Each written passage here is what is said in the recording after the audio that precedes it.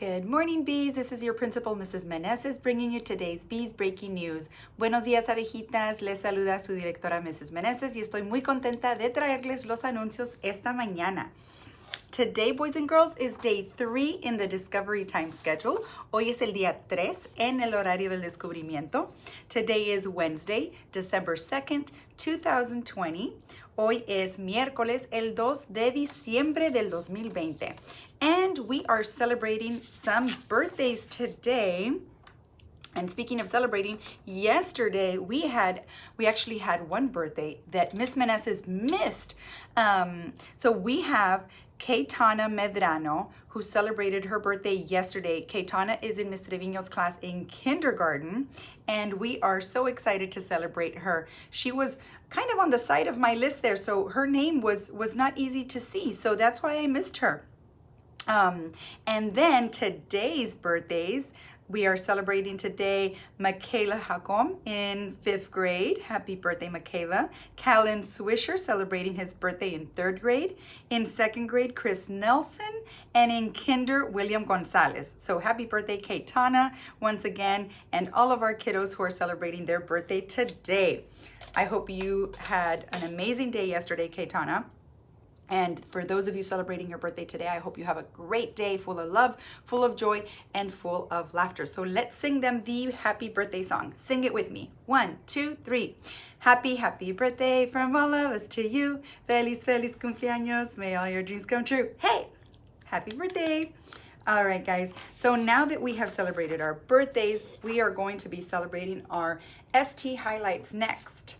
Let's see. In 4th grade, Miss Morris's class, we have Emiliano Sanchez with 146 puzzles completed before the holiday break. And Raul Guerrero completed 199 puzzles the week before the break. Kate Mendeville completed 301 puzzles the week before the break. Gerson Calvillo completed puzzles over the break. That is awesome. He worked on ST Math over the break. That is so exciting. Cassidy Corona, 234 puzzles the week before the break. Let's see, Kaylin Joshua, 251 puzzles completed before the break. Ethan Turnabany, 469 puzzles. Way to go, Ethan. And let's see, Zaid Al-Salahi, he completed 666 puzzles the week before the break. Way to go, Zaid. So proud of you. And last but not least in Miss Morris's class, Reagan Robles and Liliana Tapia both completed puzzles over the break. So proud of you girls for doing that. What a great way to be proactive. We're going to be talking about that today. Let's see. In Miss Torrance's 2nd grade class, Helen Alt completed 228 puzzles. Wow. Felicidades, Helen. Rodrigo Colunga, 124 puzzles completed. Muy buen trabajo, Rodrigo. Chris Nelson, 171 puzzles completed. Way to go, Chris. Rodrigo, 122 puzzles completed. Awesome. Let's see. William Tonsing, 135 puzzles completed. And that is all in Miss Torrance class. Very good. Very, very good, guys. Congratulations. Let's see. Now, in Miss Cummings' 2nd grade class, we have Aiden Turnabany, 130 puzzles completed last week. Way to go, Aiden. And Jace McCash with 122 puzzles completed last week. And let's see, Jehana Johnson with 238 puzzles completed. And Allison Hawkins, 100 puzzles completed before the break. So wonderful job to those of you in Miss Cummings' class who have been working really hard on your ST Math skills. Way to go. And I am so excited to see everyone's iStation reports because I know yesterday was the first day of December. And when we have a new month, when the new month starts, our students are always get on iStation to take their ISIP test. And I know some of you shared with me yesterday, you were very excited about progress you made specifically in certain areas like your comprehension or your fluency or your word analysis. So I can't wait to hear all about that. Now let's talk about Inclusive Schools Week. So remember that we are honoring Inclusive School Week this week. We're talking about how we as beautiful LSMBs are always inclusive and respectful towards all students and individuals. not just here in our hive, but in our community. So today for Inclusive Schools Week, we will focus on individuals, boys and girls, that have a difficult time either hearing or maybe they may not hear at all. They may use hearing aids. You might have a family member who has hearing aids, or it may be a classmate who uses a little hearing aid to help them hear. They might also use other devices to help them hear better. And I want all of us to try to imagine what it might be like to hear just a little bit or even nothing at all. So I want you to imagine how it must feel. Have a little bit of empathy and put yourself in the shoes of those that may have difficulty seeing or hearing. That might be very, very difficult. It has to be very difficult to struggle with that. But we are also very happy that there are devices and aids like those hearing aids, sometimes technology-based devices that help individuals with those certain disabilities to help them see better, hear better, and so on. So let's go ahead and show some respect and appreciation for individuals who strive to hear and see better. Now remember, boys and girls, that we always want to show respect and we always want to stay kind. Sometimes when students struggle or when individuals struggle with something like not seeing, not hearing, yesterday we talked about, speaking a different language. I was thinking, about, for example, when I was younger, there were a lot of kids in school would wear braces, for example, to help their teeth, or a retainer. And I think about all these things, and it's so sad to see sometimes that people make fun of others because they have certain differences or they're unique in certain ways. And so I want all of us to stop and think about the power of words and how sometimes we make fun of others because we want attention or because we want to be funny, or we don't realize how hurtful we're being. And I want us all to stop and think about the words that we share with others and how we show respect and kindness at all times, because words have a lot of power. Sometimes words hurt more than when you hurt someone physically. Words are difficult to, once you hear something, it's very difficult to get that out of your brain and out of your heart. So always be very mindful, boys and girls, of the things that you say, and that goes to all of us, the things that we say, the things that we do when we're around others, okay?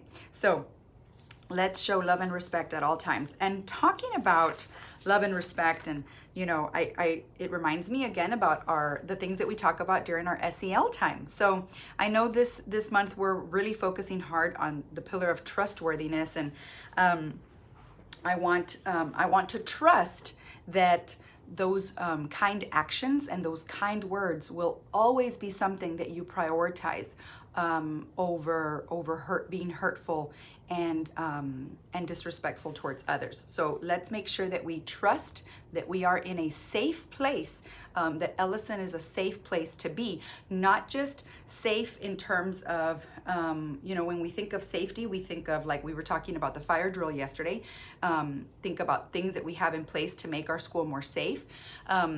Like we have a security lobby where anytime a visitor comes in, they have to check in the front. Okay, that's a way that we're safe, but we're also safe with in the sense that when we walk into this building, we are trusting that we are going to be in a place where people are going to respect us and be kind to us. So let's all honor that trust that we all should feel when we come into our building, into our hive. And that doesn't just mean physically come in. That also means for those of us who are learning from home, when we zoom into our virtual classes, we want to feel safe that when the teacher is facilitating a conversation or teaching a lesson, that everyone in the classroom, those who are in-person learners or those who are Zoomers or virtual learners, can trust that they are in a place where they're going to feel safe around others. And so how do we feel safe around others? Well, let's see.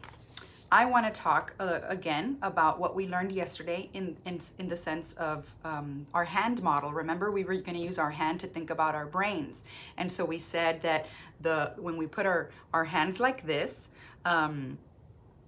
We have the prefrontal cortex, that these, our fingers represent that, and that always tells us, it helps us manage our emotions and make these really difficult decisions during the day. As things are happening, it helps us react, right? So the stronger we are, the better that our prefrontal cortex can help us react. And we'll talk about that. And then on the inside, our finger represents the amygdala, which is that little security guard, right? That tells us, it kind of senses danger. It senses change. It helps us make thoughtful decisions when we're very upset.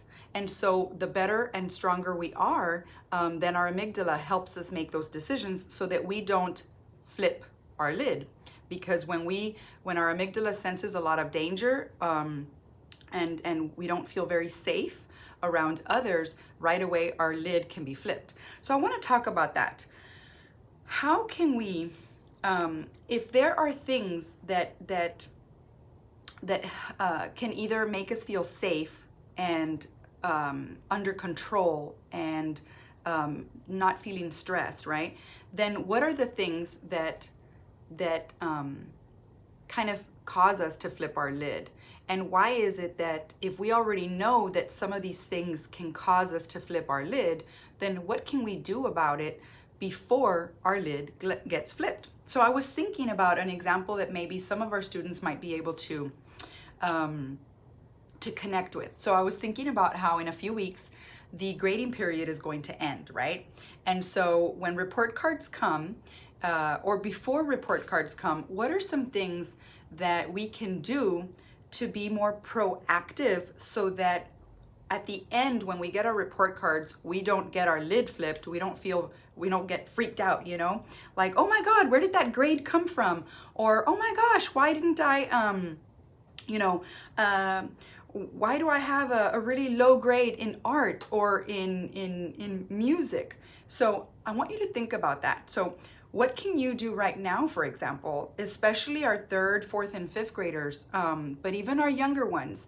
What can we do to be more proactive so that we don't get shocked by the time we get our report card and then our lid gets flipped and we get really, upset because we didn't do what we needed to do to be able to get the grades that we wanted on our report card. So I was thinking about how, well, maybe we can look at our Schoology grades on a weekly basis and say, okay, what am I missing? Any grades? Am I missing any art assignments, any music assignments or STEM? Did I go into my PE videos if I'm a virtual learner? Do I have any quizzes or assessments or tests or assignments that maybe I can go and redo because maybe I didn't score as high as I could have? So those are some of the things that you can do to be more proactive, to be able to get ahead now that we have just a few weeks before the grading period ends, instead of waiting for the last week before, or instead of waiting for when you get your report card in your hand or your parents get the report card and say, oh, Julie, why do you have such a low grade in this subject? And then you say, oh, I don't know. Well, are you being reactive or proactive? So that's what I want to talk to you about, because there are going to be situations, boys and girls, that cause us to be stressed, like the report card, or like we said yesterday, if we never practiced the fire drills and all of a sudden we had an emergency and all of us had to exit the building, it would be chaotic. It would be so crazy at Ellison to try to get almost 700 students out of the building, or right now we have about 500 students in the building, that many people, and then all the staff. Imagine everybody just running out. It would be so chaotic. So we are proactive by making sure that we practice every month on how to do a fire drill, right? So let's get away from the fire drill and let's get away from the report cards, and let's think about other situations that make us flip our lid. So I want you to stop and think. What is something that makes you flip your lid, either at home or here at school? Sometimes it's our amygdala makes us, it senses danger, or it senses anxiety or stress because Maybe we're around someone or something that is making us feel uncomfortable or unsafe or extremely upset. For example, maybe somebody said something that was very rude and it made us flip our lid, right? Or maybe somebody did something that really hurt our feelings, and instead of stopping and thinking, how am I going to react to this? The person flipped their lid. So what can we do to be more proactive? And what does it mean to be proactive and instead of reactive? So that's what I want to talk to you about. So being proactive, boys and girls, means that before a situation arises, we kind of anticipate and we do something about it to prevent it from happening, or from preventing it, prevent it from making it make us feel as bad as it could. So for example, if I know that I have difficulty getting along with a certain person, should I purposely, or should I, try to be close to that person? Or should I just maybe keep my distance and ignore that person? Or should I add on to it?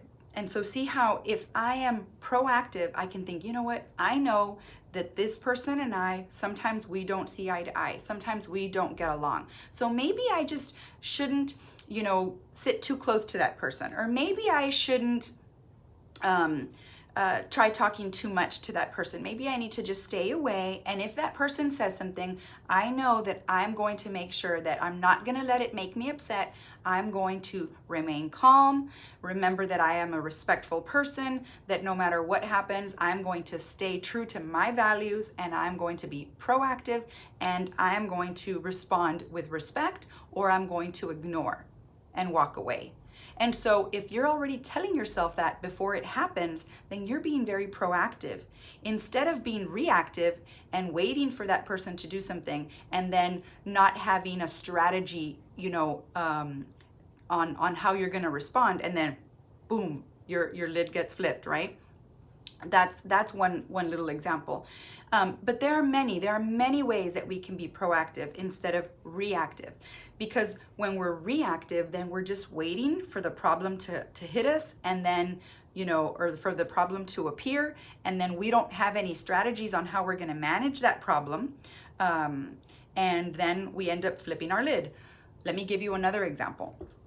My husband used to get really, really, really stressed out when he would drive to work, because he doesn't like traffic, so he doesn't like waiting.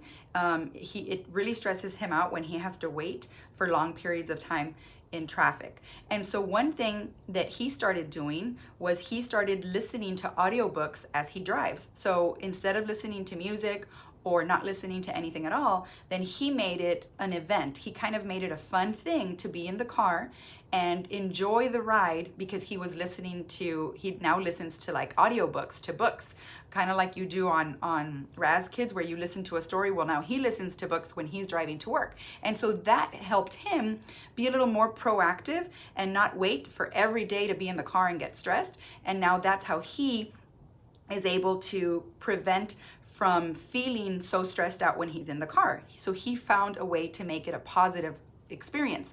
So for example, let's say that for us, when we're getting up for school, there's something that's stressing us out. Maybe we're not waking up early enough. Maybe we're stressed because we don't find what to wear in the morning, and that really stresses you out, and it makes you flip your lid because you're upset. You don't find the right shoes or the right pants or whatever it is that you want to wear. So instead of reacting every morning and flipping your lid every morning, what can you do to be proactive?